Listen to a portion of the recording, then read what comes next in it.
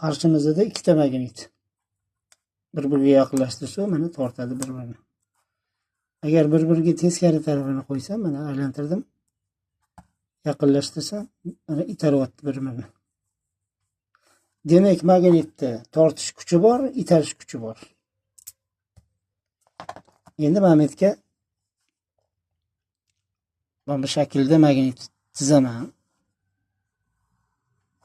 va o'rtasini teshib turib, mixini ham qotirib qo'ysam agar shu magnit aylanadi, to'g'rimi? Bir yoq tarafi plus deb olsak, bir yog'ini minus deb olsak agar, chunki bir-biriga teskari tarafda hozirgiga o'xshab itarish va tortish kuchiga ega.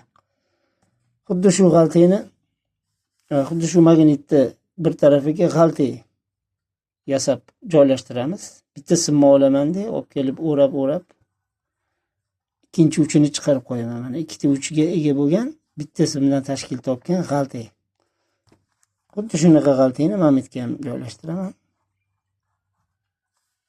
va magnitga ham joylashtiraman. Bu g'altayimizning simlari izolyatsiyalangan, izolyatsiya ustida laklangan bo'lib turib, buni misol uchun tok beradigan bo'lsak, tok aylanib o'sha g'altaga qanaqa o'ralgan bo'lsa, shunaqa shaklda oqib o'tadi tok. Xuddi shunaqa g'altani uchtasini joylashtirdim. Endi mana magnitni aylantiradigan bo'lsam, shu g'altaning atrofida qaranglar, mana bu yerda magnit yaqinlashganda plus mana bunda aylanib turib g'altaga yaqinlashib kelayotganda mana shu o'ramlarni ichidagi elektronlar simmi tarkibidagi elektronlar harakatga keladida, mana bu tarafdan chiqib oqim vujudga keladi. Tepaga qarab elektronlar oqishga harakatga keladi. O'sha tarafga yo'nalishi o'sha tarafga yo'naltiriladi. Endi plus oqib o'tib ketgandan keyin, aylanib o'tib ketgandan keyin bu harakat to'xtaydi. Bu yerda elektronlar harakati 0 ga teng bo'ladi, ya'ni tok yo'q bo'ladi bu yerda. Boya tok paydo bo'ldi, endi tok yo'q bo'ldi. Minus tarafi yaqinlashganda magnitda endi narigi tarafdan bu tarafga elektronlar oqishni boshlaydi. Demak, har bitta plus minus o'zgarayotganda elektronlarning yo'nalishi ham o'zgaryapti. Bitta o'zgaruvchan tok hosil bo'lyapti mana. Har bitta yo'nalish o'zgarishi 1 sekund davomida 50 marta o'zgaryapti. 1 sekund davomida.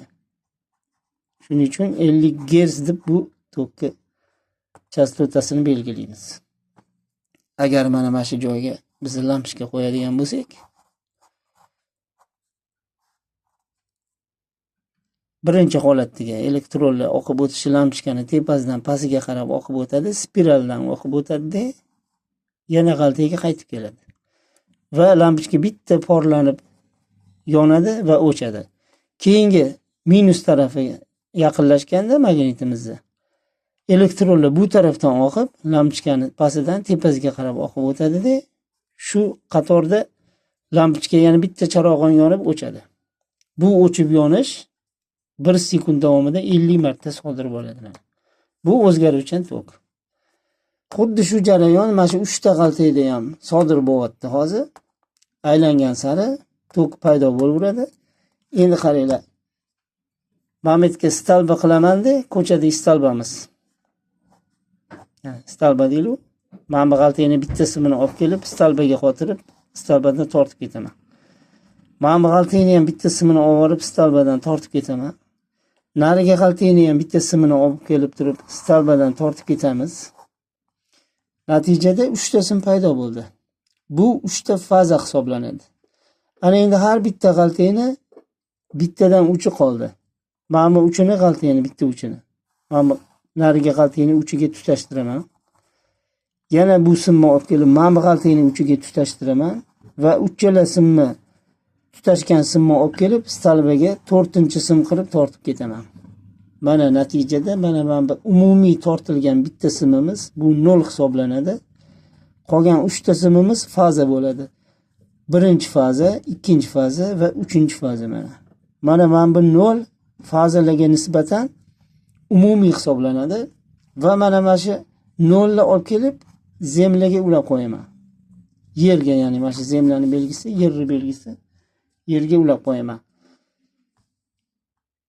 Natijada 0 bilan birinchi fazani orasida 220 volt tok hosil bo'lyapti va mana shu 0 bilan ikkinchi fazani orasida ham 220 volt va mana shu 0 bilan uchinchi fazani orasida ham 220 volt tok hosil bo'lyapti. Endi uyga qanaqa tarqatiladi? Mana misol uchun uyimga 220 volt tortishim kerak. Men bu 0 dan bittasini olib tushaman va xohlagan fazamdan bittasini olib tushaman. Natijada uyimga 220 volt kirib kelyapti. 220 volt o'zgaruvchan tok 0 bilan faza kirib kelyapti.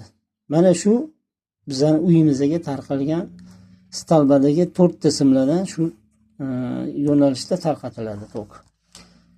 Xo'p, birinchi 0 bilan ikkinchi faza bitta mahallaga ketsa, uchinchi faza boshqa mahallaga, o'sha 0 umumiy hisoblanadi va ikkinchi faza boshqa ko'chalarga, xullas shunaqa tok taqsimlanadi. Mana bu faza bilan 0 ni farqi edi. O'zgaruvchan tok faza bilan 0 ni paydo bo'lishi sxemasi bu. Endi mana bu 0 yerga ulanganligi sababli biz insonlar yerda yuramiz doimo. Mana yerda yuramiz, to'g'rimi? Mana shu inson shaklida chizib qo'ysam mana shuni.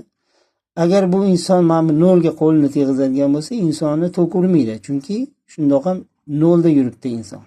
Bitta tok aylanmasa hosil bo'lmaydi. Tavsiya bermayman ushlab ko'rish. Endi misol uchun keltirib aytmoqman.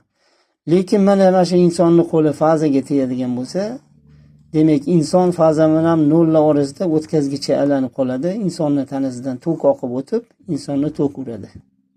Inson charog'on bo'lib yonadi va insonning hayotiga xavf tug'diriladi bu holatda. Mana bu texnika xavfsizligiga rioya qilish kerak bo'ladi. Demak, biza doim yerda yurganimizda elektr ishlarini qilib yurganimiz bo'lsak, agar elektr ishlari bilan shug'ullanadigan bo'lsak, oyog'imizga yerga nisbatan oyog'imizda kontakt bo'lmasligi uchun rezinaviy oyoq kiyim kiyib olishimiz kerak. Ya'ni o'shanda biza yerdan uzilamiz 0 dan va mabodo fazaga tegib ketsak ham bizani tok urishi nima deydi? Tok urish holatidan uzoqda bo'lamiz xullas. Mana bugungi darsimiz shundan iborat edi. E'tiboringiz uchun rahmat.